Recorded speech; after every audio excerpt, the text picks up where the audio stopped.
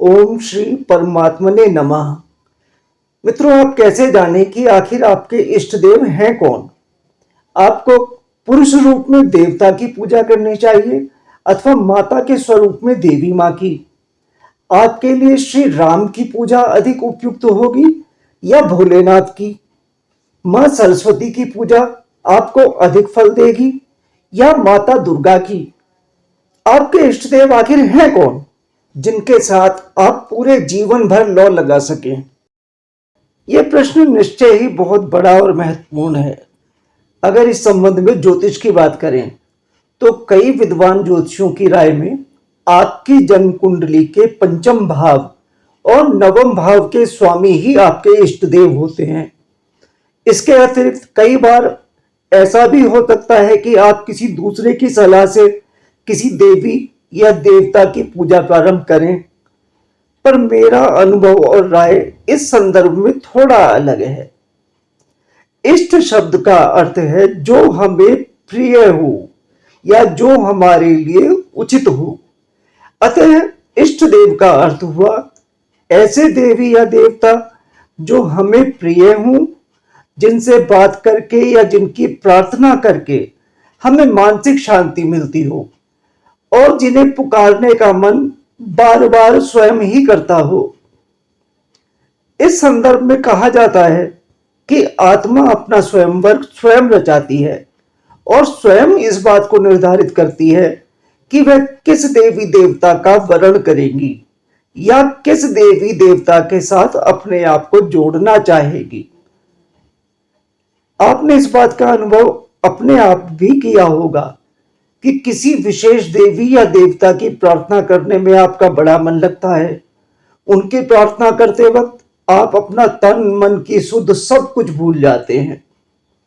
पर इसके विपरीत यदि आपको किसी अन्य देवी देवता की प्रार्थना करने की सलाह दी जाए और आप वह पूजा करते हैं तो शायद आप उस प्रार्थना से अपने आप को उस तरह से जुड़ा हुआ नहीं मान पाते, क्योंकि आपके मन में तो कोई और ही देवी देवता बसे हुए हैं।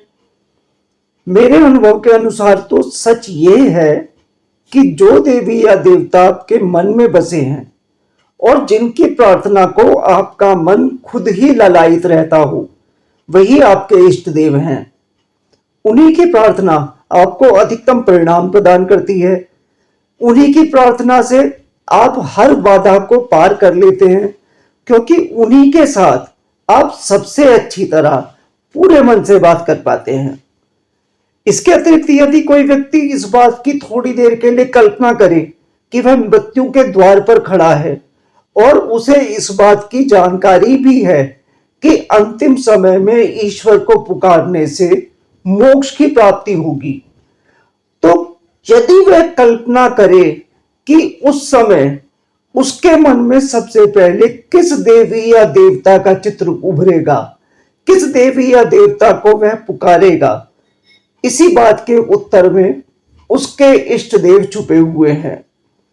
इस उत्तर से वह स्वयं ही जान लेगा कि वास्तव में उसकी आत्मा किस देवी या देवता के प्रेम रस में हर समय डूबी रहती है। तो इस तरह आप इस बात का अनुभव स्वयं ही कर सकते हैं। आप स्वयं ही इस बात को सुनिश्चित कर सकते हैं कि आपके इष्ट देव या इष्ट देवी कौन है। इसके पश्चात भी यदि कभी आपको किसी अन्य देव की पूजा करनी भी हो तो सबसे पहले अपने इष्ट देव की पूजा ही करनी चाहिए। उसके पश्चात किसी अन्य देव या देवी की पूजा की जा सकती है। मेरी आपसे करबद्ध प्रार्थना है कि आप एक बार इस अनुभव को स्वयं ही करके देखें और खुद ही पहचानें कि आपके इष्ट देव या देवी कौन है। मुझे पूर्ण विश्वास है कि इस गहन प्रश्न का उत्तर आपको निश्चय ही मिल जाएगा। तो दोस्तों, इस वीडियो में बस यहीं तक।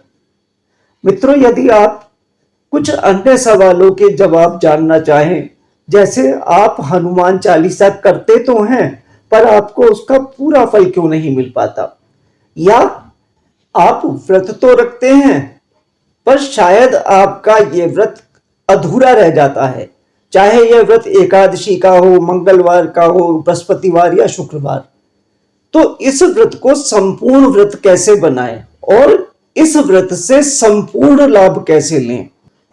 इसके अतिरिक्त कुछ और विषय जो आपको निश्चय ही पसंद आएंगे, जैसे भूत वास्तव में क्या होता है, और जब सुदामा जी कृष्ण के महल से घर की ओर चले तो आखिर उनके मन में चल क्या रहा होगा। भगवत गीता का ज्ञान प्रभु श्री कृष्ण ने अर्जुन को महाभारत के युद्ध क्षेत्र में ही क्यों दिया, उससे पहले क्यों नहीं। इसी तरह के कई अन्य वीडियो SJG सफल जीवन गीता चैनल पर उपलब्ध हैं। आपसे हमारी विनम्र प्रार्थना है कि आप इन वीडियो को देखें और अगर आपको ये वीडियो अच्छी लगे तो चैनल को सब्सक्राइब कर हमारे इस सफल जीवन गीता परिवार का सदस्य बन जाएं। ईश्वर से प्रार्थना है कि हमारा सफल जीवन गीता परिवार जो दिन प्रतिदिन बहुत तेजी से बढ़ रहा है, सदा उनकी कृपा छांव के अंदर बना रहे। आपका बहुत बहुत धन्यवाद दोस्तों। नमस्कार।